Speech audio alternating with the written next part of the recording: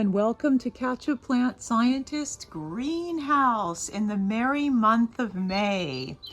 As you can see, we have a packed house here. We have all kinds of plants growing here in the little greenhouse.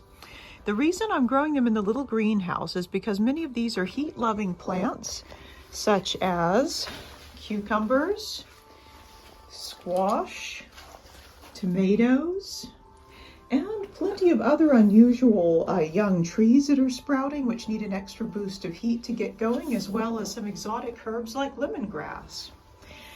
A clever innovation for a little greenhouse during seedling season is to set up a simple set of shelves like this. These are just sort of simple generic metal shelves, and I would recommend metal because they do get wet and a bit dirty and it's easier to clean.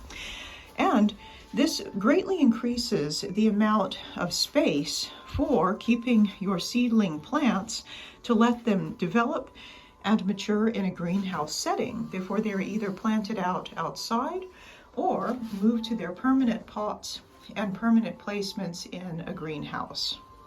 So some of the plants I recommend growing in this way would be things like peppers, tomatillos, our favorite herb wakatai, basils, tomatoes, and cucumbers. All of these are heat lovers that benefit from getting more 360-degree sunlight, which will help them grow into nice, well-proportioned plants rather than skinny, noodly, leggy-looking plants. That's a process called etiolation in plant biology, so we want them to be nice and healthily proportioned like this.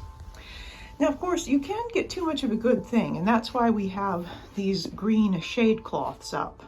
They keep our plants shaded during part of the day so that they still receive enough sunlight to develop properly, but they do not get stressed out by receiving too much UV radiation.